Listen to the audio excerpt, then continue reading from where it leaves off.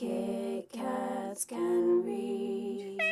Hello everybody, my name is Katie. Welcome to another video. Today I'm going to be bringing you guys my favourite books of 2021. So I went through my Goodreads list of all the books that I've read this year, and I have come up with a lovely load of 10 books to share with you guys. These are mostly going to be in like no particular order, apart from like the top 4 or 3 maybe, but like from 10 and downwards, to be honest, they were like really close, so these can literally just be in like any order. So coming in at number 10, I have Always and Forever Lara Jean by Jenny Han. This is the third and final book that is in the Lara Jean trilogy, and I read this after I watched the movie. I love the movie so much.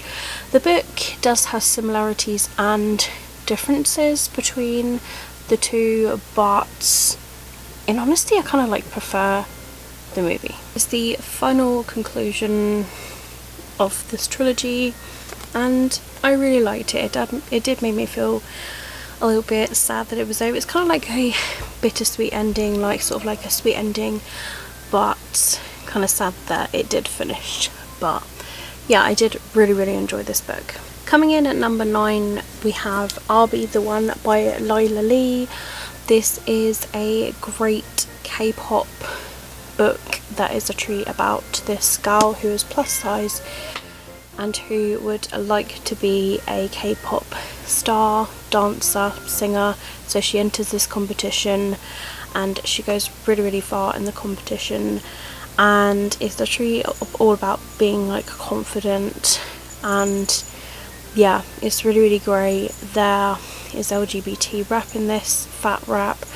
It was a really good book. I really enjoyed it. It was easy to read as well. I'm really excited to read Lyla Lee's other works, and I totally recommend for people to give this a try, especially if you like K-pop and if you love your contemporaries. Coming in at number 8, we have Kate in Waiting by Becky Albertalli. I really enjoyed this book. This is the story of Kate, and she wants to like go into theatre and everything, and it's all about the dramas around it, and her best friend Anderson, and they have this like joined crush on somebody, and yeah, it literally is kind of like about the dramas and the friendships. But I really enjoyed this book, and if you're really into your theatre books, then you probably will enjoy this as well. But I actually, yeah, genuinely really enjoyed this book by Becky Albertalli, and I look forward to reading other books by this author. At number 7, we have Hidden Bodies by Carolyn. This is the sequel to You by Carolyn. If you don't know what this book is about, You is about this guy who stalks people, and if he has an interest in somebody, he will stalk them, and he will literally stop at nothing to get what he wants. If anybody gets in his way, then he does get rid of them,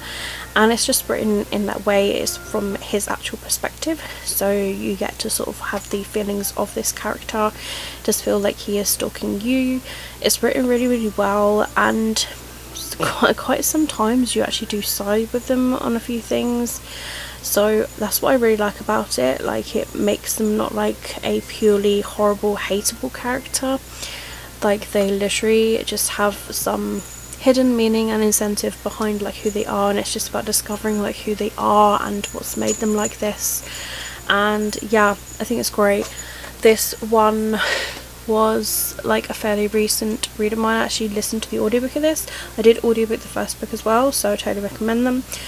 And they have very similar like audiobook voices to the actual TV show that's on Netflix, so it literally like sounds very similar in like voice actor and actor. So yeah, that's what I quite like about it. And yeah, it was just like really entertaining, and before I knew it, the book was over and I was like, what? But yeah, no, it definitely ends in that great way, and I can't wait to continue on with this series, and I just totally recommend for anybody to give this a read. At number 6, we have The Love Hypothesis by Ali Hazelwood. This is a new author to us, very hyped here on BookTube. I picked it up purely because it was hyped, and I can purely understand the reason why it is so hyped. It was thoroughly enjoyable. There are so many like comedic moments, and it's a fake dating relationship. What more could you want? That's based in a science lab. And yeah, I really enjoyed it, and I can't wait for more from this author that's coming in 2022. Coming in at number 5, we have Fruits Basket, the graphic novel series. I have read the first 2 volumes this year, loved them both. This is a story about this girl who, her mother died, and so she kind of like lives in this tent, and then one day she walks and discovers this house full of like boys and brothers, and then she discovers that they have a hidden secret. They are animals of the zodiac in secret, and so she then embarks upon this family, and they kind of like take her under their wing, and it's really funny. You get to meet new members of the family per volume, and it's very thoroughly entertaining. It's actually quite an old school anime, so it is available on like all anime platforms, and I'm kind of like watching it alongside it. But yeah, really enjoyable. Totally recommend it. It's just fun, it's just cute, and it's just awesome. Coming in at number 4 is Birthday Girl by Penelope Douglas. This is a standalone novel by this author. This is a age gap romance. I was thoroughly hooked with this book. I found I couldn't put it down. I really enjoyed it. So it's an age gap between the father of the girl's boyfriend, and the boyfriend is quite a sleazeball, but no cheating is involved in this book. So before you're like, oh my god, like what? No cheating is involved in this book whatsoever. There is a lot of tension between these characters, and yeah, it's done really well. Personally, I really enjoyed this book. I love Penelope Douglas's work, and I can't wait to read more from this author. Such a good book, really addicted, and yeah, it's a great new adult novel. Yeah, great. Okay, so it was really hard to pick my top 3. I feel like this kind of fits, but to be honest, I feel like these could also change around as well. But like, I was trying to think of like, out of these 3, which ones felt like the top 3. So coming in at number 3, we have From Blood and Ash by Jennifer Armentrout. This is the first book that is in the From Blood and Ash series, a Blood and Ash series to be exact, and it's a chonker of a book, but it's really good. It's very full on like characters and character development than it is on like plot. So there is plot, but like it is more about like characters and stuff. And especially like with Poppy, who is trained in her life. She's a maiden, and she is secretly like, she knows how to use a weapon basically. But as a maiden, she's not allowed to do certain things. She's not allowed to have friends. She's not allowed, like, there's literally like so many things that she cannot even do. She can't reveal her face. It has to be covered. Yeah, like literally loads of stuff. And it's, yeah, like, without revealing too much, it's just like a lot goes on.